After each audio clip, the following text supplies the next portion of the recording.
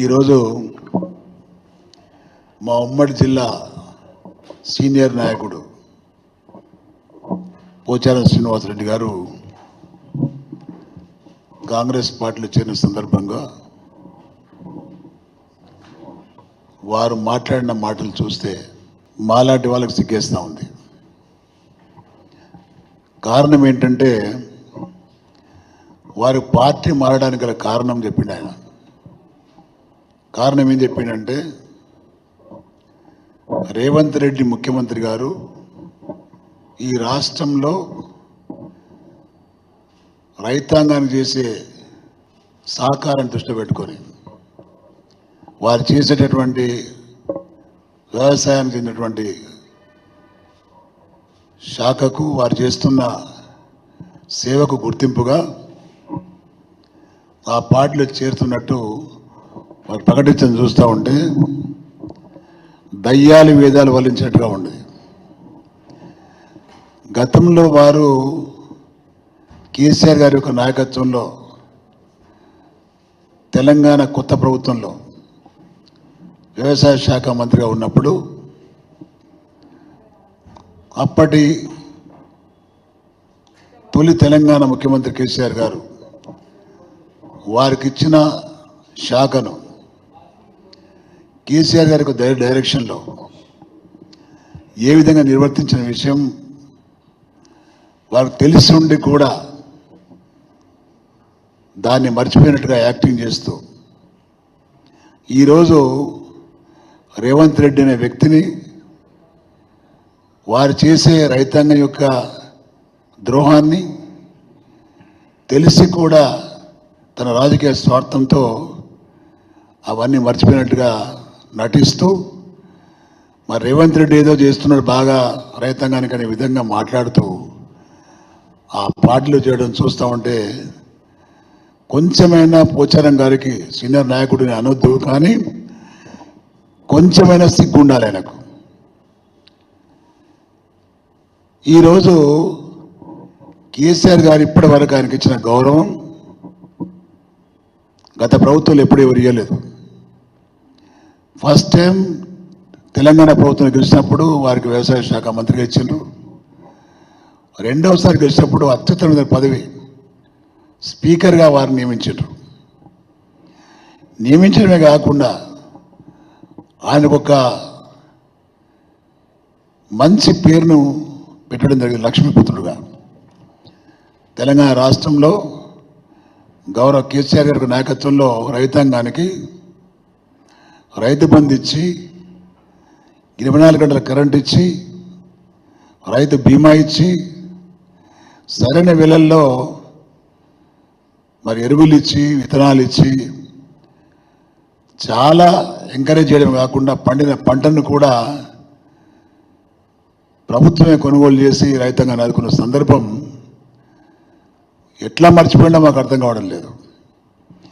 ఈరోజు రేవంత్ రెడ్డి చేస్తున్న దారుణం ఏంటంటే రైతులకు సరిగ్గా కరెంట్ ఇవ్వడం లేదు, రైతు బంద్ ఇవ్వడం లేదు, రైతు బీమా అయితే 6 నెలల తర్వాత పోతుంది, జూన్ తర్వాత పోతుంది, మళ్ళీ 2 లక్షల రుణమాఫీ లేదు. అడ్డమైన మాటలు మాట్లాడి అబద్ధాలు చెప్పి అధికారంకి వచ్చినటువంటి రేవంత్ రెడ్డిని నీలాంటి సీనియర్ నాయకుడు మర్చిపోవడము సిగ్గుచేటు. ఎన్నికల్లో ప్రచారంలో భాగంగా బాన్స్వాడకు వచ్చి రేవంత్ రెడ్డి అన్న మాటలు నిన్ను ఎందుకు మర్చిపోయినా అడుగుతున్నాను నిన్ను. ఇదే రేవంత్ రెడ్డి ఎన్నికల ప్రచారంలో భాగంగా బాన్స్వాడకు వచ్చి నిన్ను నీ కొడుకుల్ని ఇద్దరిని కూడా దండుపాల్యం బ్యాచ్గా అభినందించిండు ఆయన. దండుపాల్యం బ్యాచ్ నువ్వా, రేవంత్ రెడ్డి బ్యాచా?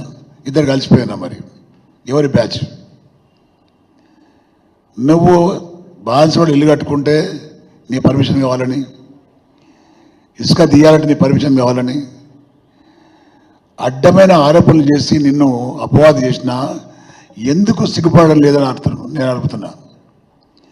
వృద్ధాప్యంలోకి వచ్చిన నువ్వు 75 సంవత్సరాలు నీ వయసు, ఇంకా ఎందుకు నీకు రాజకీయం? అత్యున్నత పదవులు అనుభవించినావు, మంత్రి పదవులు అనుభవించినావు, పంచాయతీరాజ్ చేసినావు, గనుల శాఖ మంత్రి చేసినావు, నువ్వు వ్యవసాయ శాఖ మంత్రి చేసినావు, స్పీకర్ చేసినావు, ఒక ముఖ్యమంత్రి తప్ప అన్ని పనులు చేసినావు.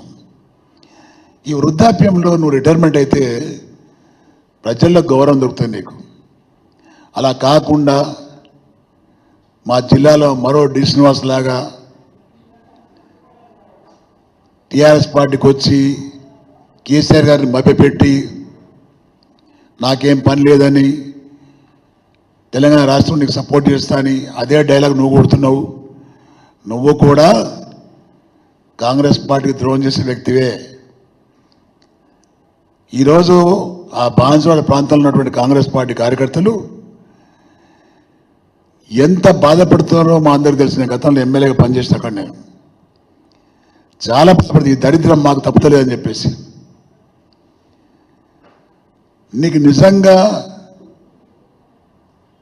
నైతికంగా విలువలు ఉంటే, పార్టీ మారాలనుకుంటే బీఆర్ఎస్ పార్టీకి రాజీనామా చేసి, ఎమ్మెల్యేకి రాజీనామా చేసి మళ్ళీ పోటీ చేసి ఎమ్మెల్యేగా గెలువు కాంగ్రెస్ పార్టీ ద్వారా. అప్పుడు వెళ్తే నీకు గౌరవం ఉంటుంది. అలా కాకుండా సిగ్గు ఎగ్గు మర్చిపోయి ఆ ప్రాంత ప్రజలను ద్రోహం చేసి, టీఆర్ఎస్ పార్టీకి ద్రోహం చేసి, బీఆర్ఎస్ పార్టీకి ద్రోహం చేసి, నేను అత్యంతగా గౌరవించినటువంటి కేసీఆర్ గారికి ద్రోహం చేసి పార్టీ మారుతున్న ఏదైతే ఉందో ప్రజలు అసహించుకుంటారు, కాంగ్రెస్ పార్టీ కార్యకర్తలు అసహించుకుంటారు. ఇవాళ నువ్వు వెళ్ళి పోవడం వల్ల బీఆర్ఎస్ పార్టీకి నష్టం ఏమీ లేదు. నీలాంటి వాళ్ళ వల్ల కాంగ్రెస్ పార్టీకి ఉపయోగం లేదు. కాంగ్రెస్ పార్టీ ఆల్మోస్ట్ 6 నెలల్లో పూర్తిగా అట్టర్ ఫ్లాప్ అయిపోయింది.